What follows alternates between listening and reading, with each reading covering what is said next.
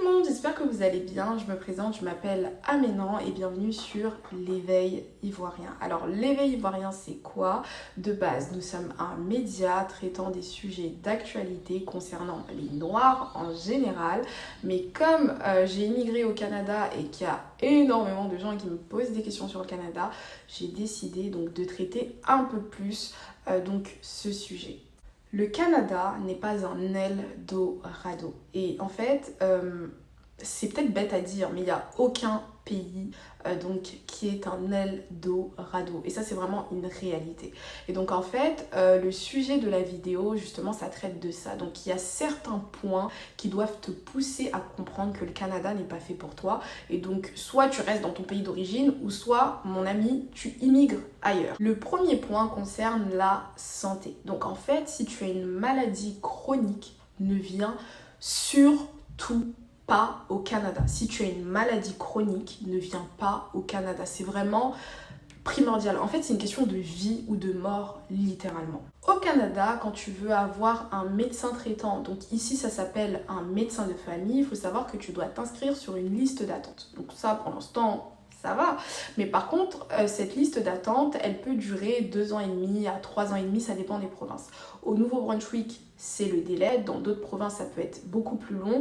Comme dans d'autres provinces, ça peut être autour de 1 an et demi. Donc c'est extrêmement long. Donc en attendant de pouvoir être affecté donc chez un médecin de famille, toutes tes consultations donc médicales seront effectuées aux urgences. Et le problème des urgences au Canada, c'est qu'en fait, c'est extrêmement engorgé, vu que les gens n'ont pas la possibilité de voir leur médecin de famille. Donc, tu arrives aux urgences, tu vas attendre 15, 20 heures, certains même, ils attendent 24 heures aux urgences. Et la plupart du temps, c'est vrai qu'ils vont te faire tous les examens médicaux au sein de l'urgence, mais par contre, tu vas retourner chez toi sans médicaments. Et la prescription sera de patienter le temps que ta maladie passe. C'est littéralement ça au Canada. Et c'est pour ça que sur Internet, il y a énormément de comédies en rapport avec la manière dont les médecins ils traitent les patients au Canada. Et donc là, les gens vont me dire, mais ça va, si je veux rester au Canada toute ma vie, je vais attendre peut-être 3 ans sur la liste d'attente. Et ensuite, une fois que j'attends les 3 ans, au moins j'ai un médecin de famille qui va pouvoir me prendre régulièrement. Alors pas du tout. En fait, ici, c'est pareil. Le médecin de famille, pour pouvoir avoir rendez-vous avec lui, donc une fois que tu es affecté à son cabinet, il faut savoir qu'en fait, il voit tellement toute la ville, il y a tellement toute la ville qui est dans sa liste, qui est dans son cabinet, qu'en fait, malheureusement, pour pouvoir prendre rendez-vous avec lui, la plupart du temps, tu as des délais de 2 à 3 semaines, voire même 1 mois à 1 mois et demi. Donc, si tu as bien compris, c'est vraiment pas le pays qui est fait pour les personnes ayant une maladie chronique, parce que tu vas pas forcément payer tes frais de santé, etc. Mais par contre, tu n'as pas accès à la santé. Donc, vraiment, si tu as une maladie chronique, le Canada, c'est pas le bon pays. Vise plutôt la France. Le deuxième point, c'est donc en rapport avec ta situation actuelle dans ton pays donc d'origine. Il faut savoir qu'il y a beaucoup de gens ayant des très bonnes situations professionnelles donc dans leur pays d'origine, des très bonnes aussi situations donc sociales, sociétales, tout ce que tu veux dans leur pays d'origine, et qui malheureusement ils arrivent au Canada et finalement en fait comme tu dois reprendre à zéro donc toute ta vie et que t'as pas les mêmes contacts, t'as pas les mêmes opportunités, t'as pas forcément les parents qui peuvent te sponsoriser autant que donc dans ton pays d'origine, et finalement tu te retrouves dans du n'importe quoi, mais littéralement. Et il y a énormément de gens qui viennent au Canada et qui regrettent, parce que littéralement, par exemple en Côte d'Ivoire, ils étaient des pachas, et puis finalement ici, tu finis par te retrouver à faire du ménage dans une entreprise, pas parce que tu ne peux pas faire autre chose, mais parce qu'il n'y a que ça à faire en fait, tout simplement. Et donc des fois, on a trop tendance à voir très loin, à se dire que non, notre vie va être meilleure ailleurs, etc. On veut vraiment s'ouvrir à d'autres horizons. Mais moi, je pense que pour certaines personnes ayant de très bonnes situations donc dans leur pays d'origine, ce qu'ils doivent viser, c'est plutôt la résidence temporaire, c'est-à-dire les visas visiteurs qui te permettent de faire en fait des allers et retours entre guillemets entre par exemple le Canada et ton pays d'origine, mais pas venir pour rester. Pareil pour les diplômés. Si par exemple dans ton pays d'origine, t'es diplômé ou t'es cadre ou peu importe, dis-toi que tu vas venir au Canada, tu vas pas forcément avoir un diplôme qui sera reconnu. Et c'est pour ça qu'au Canada, tu te retrouves avec j'ai toujours cet exemple du médecin qui est chauffeur de taxi. Et comme je le dis, être chauffeur de taxi, c'est pas un problème. Mais c'est un problème quand t'as pas envie de l'être et que t'es forcé de l'être. Ça, malheureusement, je trouve que c'est un énorme gâchis pour des jeunes diplômés ou pour des jeunes cadres, etc., qui, lorsqu'ils viennent donc au Canada, littéralement, ils se brûlent les ailes, en fait. Je donne un exemple. Tu es un cadre supérieur en France, tu viens au Canada parce que tu pars du principe qu'au Canada, bien évidemment, si tu es cadre, tu vas gagner beaucoup plus d'argent qu'en France, c'est une réalité. Mais mon ami, tu ne seras pas cadre au Canada aussi facilement que ça. Ou même si donc tu finis par devenir cadre, ça va prendre combien d'années en fait? Alors que ces années-là, tu aurais pu les capitaliser en France, rester cadre et peut-être accéder à d'autres opportunités par la suite. Donc c'est vraiment ce que je voulais dire. En fonction de ta situation, n'immigre pas en fait. Tout le monde ne doit pas immigrer. Le troisième point, c'est de ne surtout pas immigrer au Canada si tu as la possibilité d'immigrer dans un pays avec un système de taxation plus agréable ou on va dire plus favorable pour les salariés ou pour les entrepreneurs si tu en es un.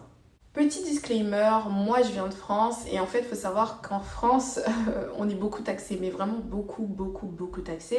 Donc il y a beaucoup de Français peut-être potentiellement dans les commentaires qui vont me dire ouais mais retourne chez toi, gna gna gna gna gna. Mais à la fin de la journée c'est vrai, quand tu commences à vivre sur du long terme au Canada en dollars canadiens, tu gagnes ton argent en dollars canadiens et tu dépenses ton argent en dollars canadiens, tu te rends compte que le fait d'être autant prélevé, ça t'empêche de faire pas mal de choses. Et en fait, le souci, c'est pas de payer beaucoup de taxes, mais le souci, c'est de payer beaucoup de taxes pour ne même pas pouvoir avoir accès à certains services, notamment la santé.